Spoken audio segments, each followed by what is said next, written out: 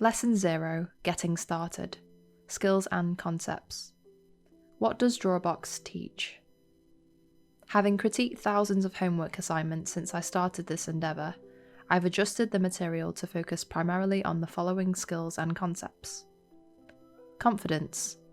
The willingness to push forwards without hesitation once your preparations are complete.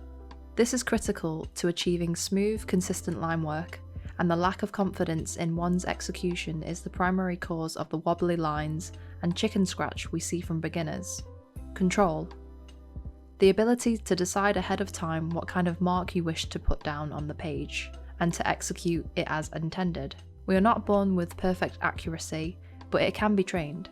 Understanding how the brain works, and how it controls our muscles and movement helps a great deal. Patience. Living in this day and age, we are pretty used to getting the things we ask for instantaneously. Unfortunately, this leads to us being rather impatient, and when an exercise does not yield immediate results, or when we're not immediately able to do an exercise correctly, it can be quite frustrating. Here we face the frustration head on.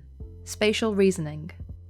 This is the primary focus of the course overall, being able to understand the things we draw as being three-dimensional forms that exist in and relate to one another within a three-dimensional world. It is all about the ability to look at something we know is just a series of lines on a flat page, and understand it in terms of being 3D. Construction. The ability to look at a complex object and break it down into simple components that can be drawn individually and combined to reconstruct our complex object on a page. Simple forms can be made to feel three-dimensional and solid more easily than complex ones. Building things up from simple components allows us to maintain that illusion of solidity, and as an exercise, helps us to develop our spatial awareness. Visual communication. The skills required to take a concept, idea, or amount of information and to convey it clearly and directly to an audience using visual means. In later lessons, we talk about drawing real objects from reference photos, but we do not focus on simply replicating a photograph. We focus on taking the information represented in the photograph and conveying it visually. In my view, these are the fundamentals of drawing. A lot of people have different lists of what constitutes the fundamentals, but I believe that everything else builds on top of these basic blocks. Who is Drawabox for?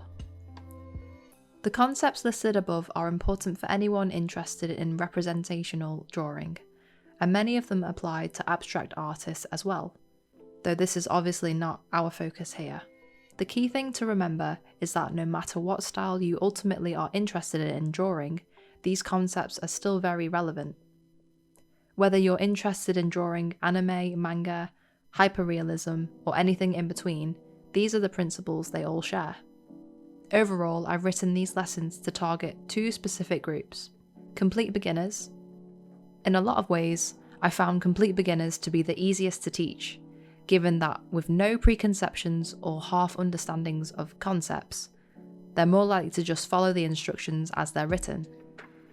They tend to progress at a more consistent pace, though obviously having less overall experience with drawing simply means that they may not necessarily reach the same heights by the time they get to the end of the course. They still show considerable growth and leave well equipped to continue on their journey. Self-taught artists. I was in this group myself.